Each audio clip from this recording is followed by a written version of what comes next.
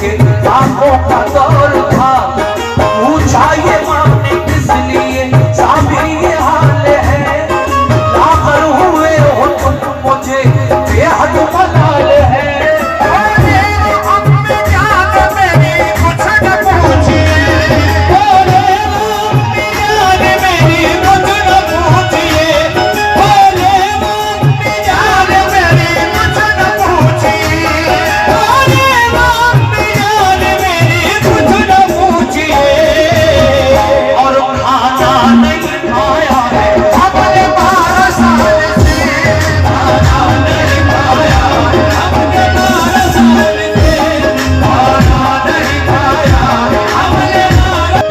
माने ये सुना कि मैं तो इसलिए छोड़ गई थी मगर मेरा बेटा 12 साल से फाके कर रहा है, तो आप अपने भाई से जाकर जब पूछती हैं तो भाई क्या कहते हैं। बाबा फरीदगंज शकर रहमतुल्लाह अलैह, मुलाजा कीजिएगा तीसरा बंद।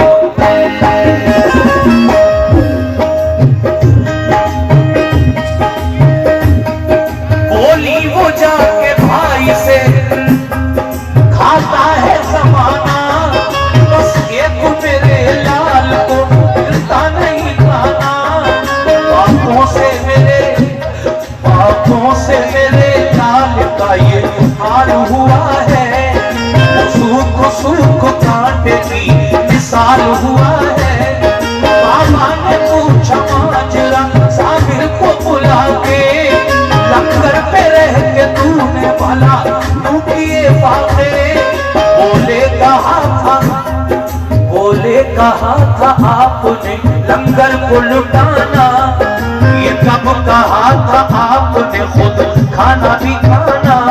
खाने की नहीं आपने दी मुझको इजाजत, मैं इसलिए करता रहा पानी पे कनात। ये सुन के मारूफत की नजर डालती उन पर, बोले के हकीकत में हो तुम सब्र का मज़हर।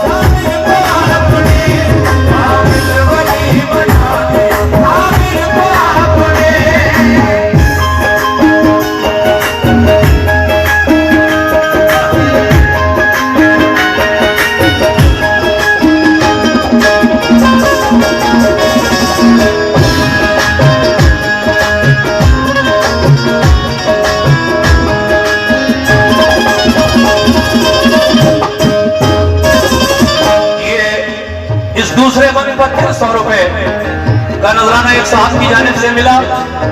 मैं शुक्रिया अदा करता हूँ साहब का।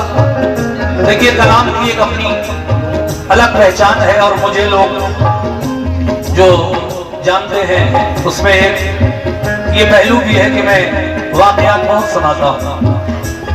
इसी वजह से अल्लाह तबारक व तआला ने मुझे जो भी शोहरतें इज्जतें बख्शी हैं, मैं उस मालिक को मौला का शुक्र अदा करता हूँ कि इन वाकयात की बदौलत लोगों ने मुझे बहुत नवाजा है और ये मेरी पहचान है। वाकया पढ़ता मैं सब कुछ हूँ, लेकिन ये मेरी पहचान है जो मैं वाकयात पढ़ता हूँ। ये जब पढ़ता हूँ तो लगता है कि तस्लीम आरिफ पढ़ रहे हैं। तो देखिए साहब, ये 100 रुपए से एक साहब ने नवाजा, शुक्रिया। तीसरा बंद।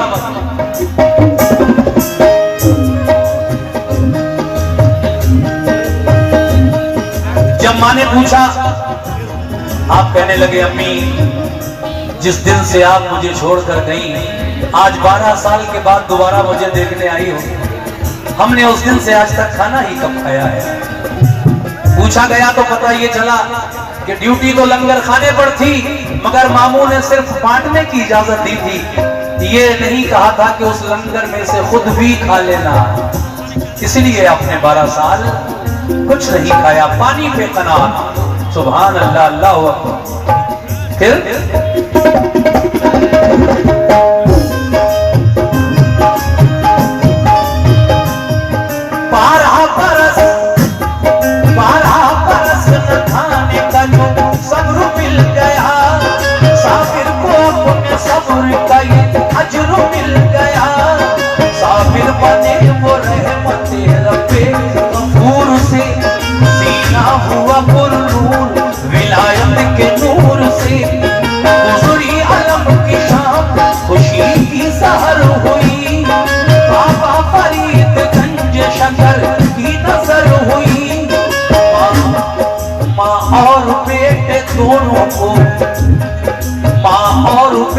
दोनों को बाबा फरीद ने अच्छा सा एक मकान दिया रहने के वास्ते।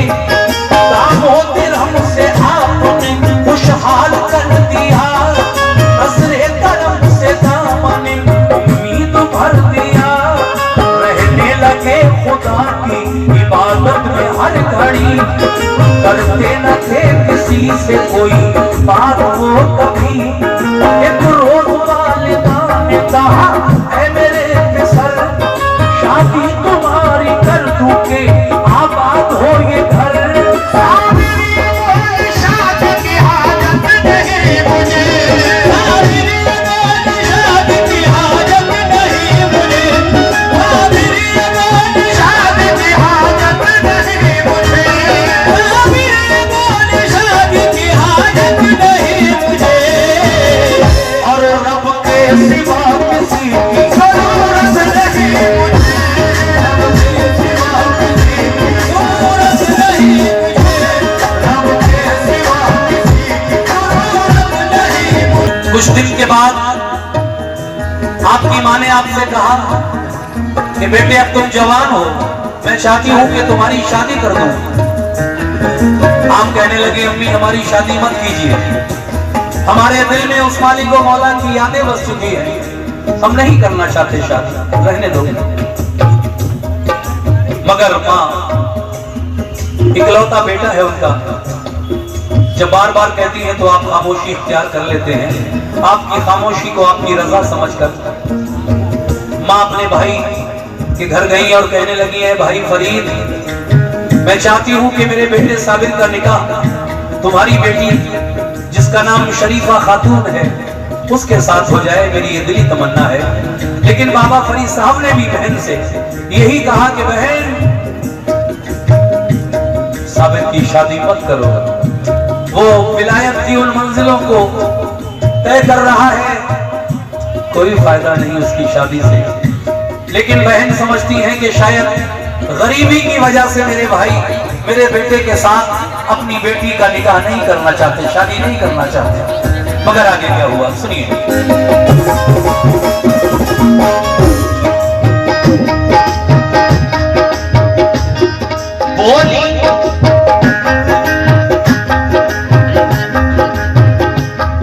बोली के भाई और एक एहसान कीजिए, एक बात अर्ज करती हुए मान लीजिए, बेटी शरीफा आपकी मुझको पसंद है, घर को मेरे संभालेगी वो होशमंद है, शायद पसंद आए कहने की ये सलाह, साबिर के साथ बेटी का कर दीजिए निकाह। बोले फरीद गंज शकर गौर से सुनो, साबिर का हाल और है, शादी न तुम करो, अंजाम उनकी शादी का होगा बहुत खराब, तुमने जो बात सोची है होगी न कामयाब।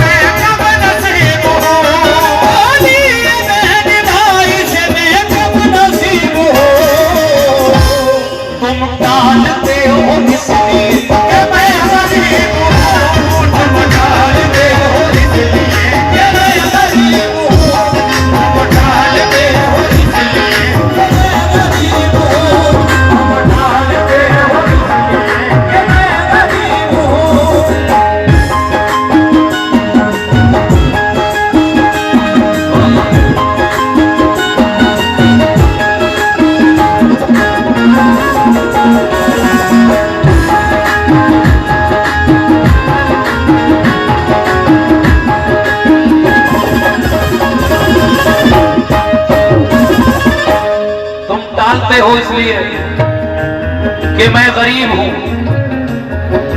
जब आपने गरीबी की बात अपनी बहन की जबान से सुनी तो कहने लगे, बहन वजह ये नहीं है, अगर ये वजह गरीबी की बीच में आड़े आ रही है तो हमें कसम है परवरदिगार की, हम आज शाम को ही अपनी बेटी का निकाह तुम्हारे बेटे के साथ कर देंगे,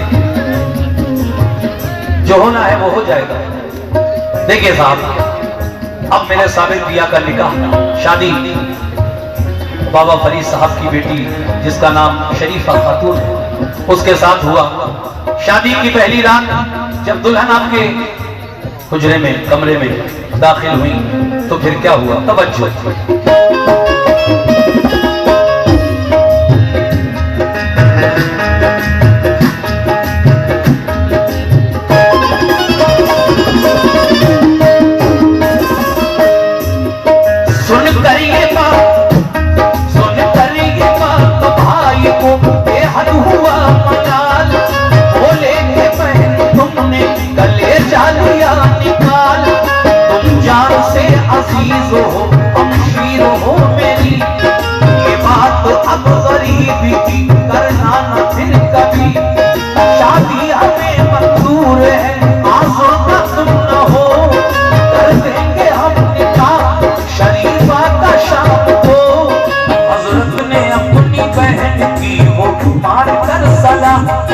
साबिर के साथ बेटी का फौरन किया निकाह।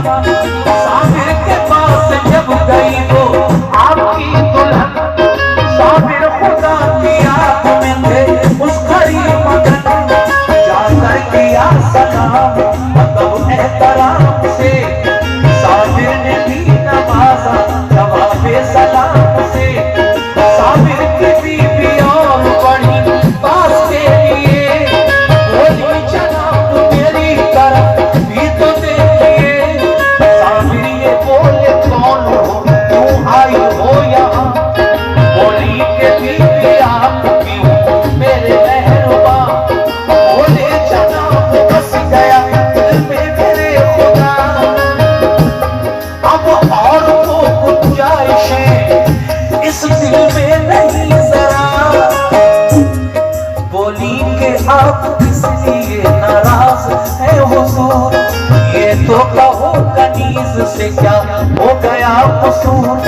तब से खड़ी हूँ मुंतजर अल्लाह के वास्ते, एक बार तो उठा के नजर देख लो मुझे।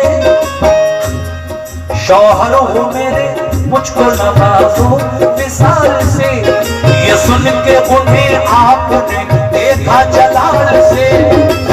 देखिए साहब, दुल्हन में आग लग गई और जान निकल गई।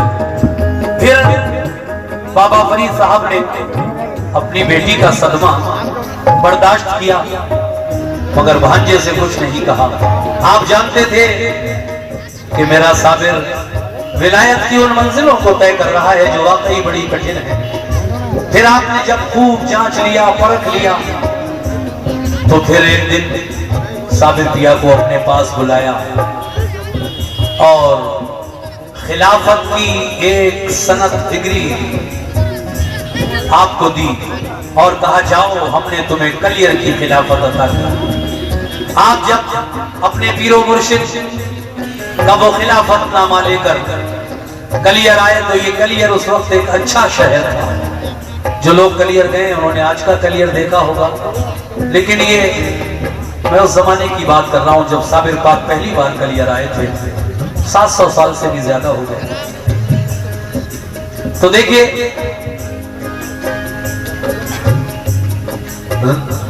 रईस कलियर का जो रईस था और शहर काजी आपको देखकर दिल ही दिल में जल गए, क्योंकि उनकी दुकान आपके आने के बाद थोड़ी ठंडी हो गई। वो झूठी बात भी कहते थे तो लोग यकीन कर लिया करते थे, लेकिन अल्लाह का वली आ गया कलियर में। आपने जब करामतें दिखाई तो माज़अल्लाह आपकी करामतों को उन लोगों ने जादू बताना शुरू किया आपको बदनाम करने के लिए कि ये जादूगर है। माज़अल्लाह एक दिन क्या हुआ, आप जुमे की नमाज पढ़ने के लिए गलियर शरीफ की उस जामा मस्जिद में आए जो अब नहीं है वहां। क्या हुआ उसका, सुनिए इस वाक़े में और इस वक्त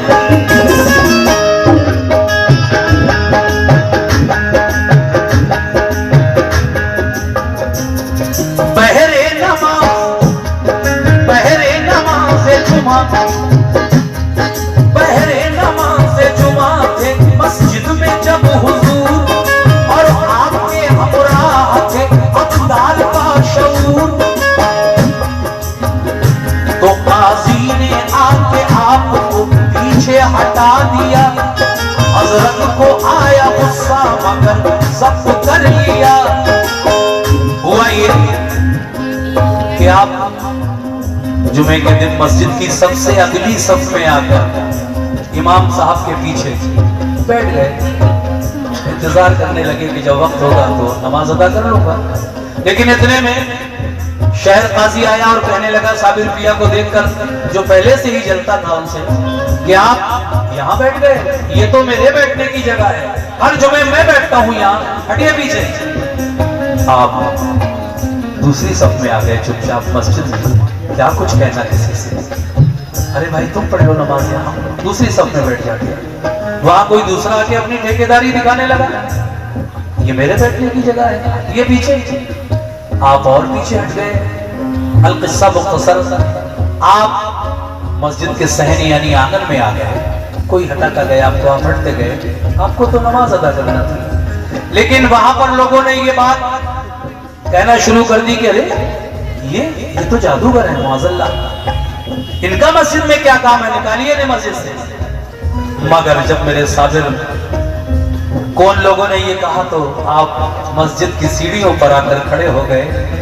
जब वो लोग रुकू में गए, मेरे साबिर ये मंजर देख रहे थे, वो रुकू में है, मेरे साबिर को जलाल आ रहा है, और आपने उस जलाल में मस्जिद से क्या कहा और मस्जिद ने क्या किया, मुलाहिजा फरमाइए।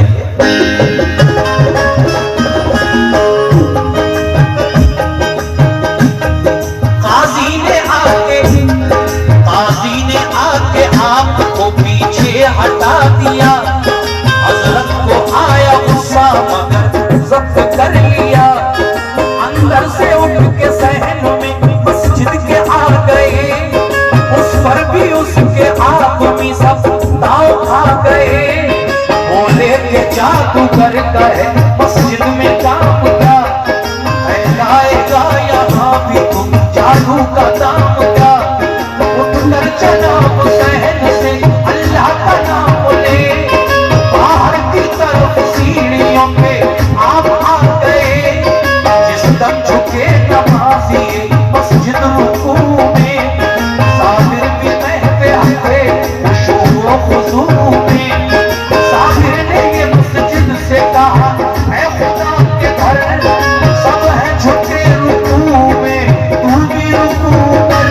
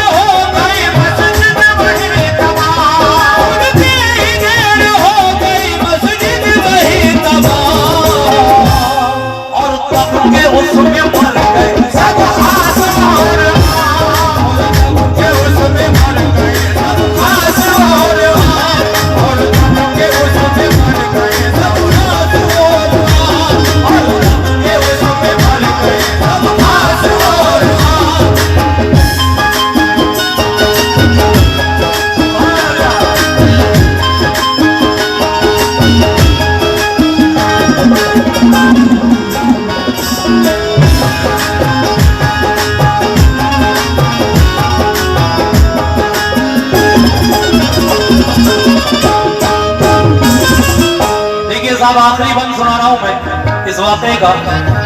ये कलाम लिखने वाले शायर हाजी शौफ वजीर गंजवी साहब मरहूम इस दुनिया में तो नहीं है, लेकिन हाजी साहब के लिखे हुए वाक़यात बहुत फेमस हैं।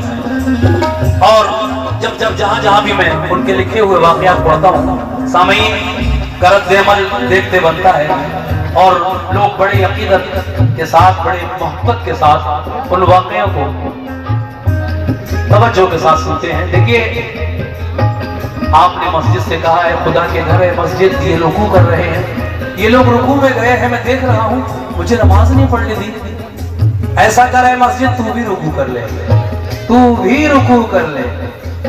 मस्जिद तारीख गवाह है कलियर की, झुकी और उन बदअकीदा लोगों पर जो साबित किया वो सताते थे उनके ऊपर गिर गई, जिसमें दब कर वो सारे के सारे मर जाते हैं। बचता कौन है? एक अकीदतमंद गुलजारी एक औरत थी जिसका बेटा भी नमाज पढ़ने के लिए आया था। वो गुलजारी खिदमत गुजार थी, आपको कूलर वगैरह उबाल कर दे दिया करती थी। वैसे तो आप महीनों कुछ नहीं खाया करते थे, लेकिन वो आपकी खिदमत किया करती थी, उसका बेटा भी आपकी खिदमत में रहा करता था। तो गुलजारी का बेटा नमाज पढ़ने आया था। जब उसने ये खबर सुनी तो दौड़ी हुई आई और कहने लगी, हजरत नमाज को तो मेरा बेटा भी आया था, क्या वो भी इसी मस्जिद में दब कर मर गया? आप कहने लगे, ए गुलजारी जल्दी मलबा हटा।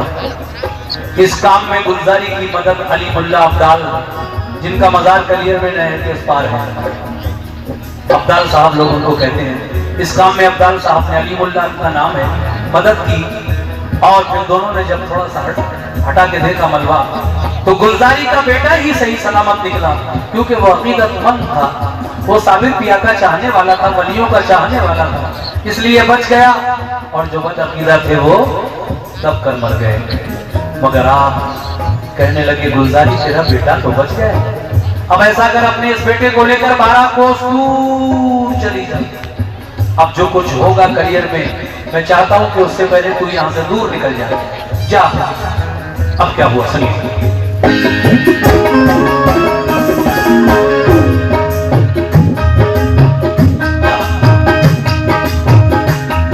फरमाया ये हुजूर ने, लड़के को लेके जा और 12 कोस दूर कहीं जाके ठहरना। फिर हजरत साबिर को वहीं आ गया जलाल, उठी जिधर निगाह उधर ये हुआ कमाल। हजरत ने हर एक चीज को शोला बना दिया, जिसने के 12 कोस तक सब कुछ जला दिया। कूलर की शाख पकड़े हुए ऐश में जनाब, पर सो रहे कयामों में आंखें थी आफताब।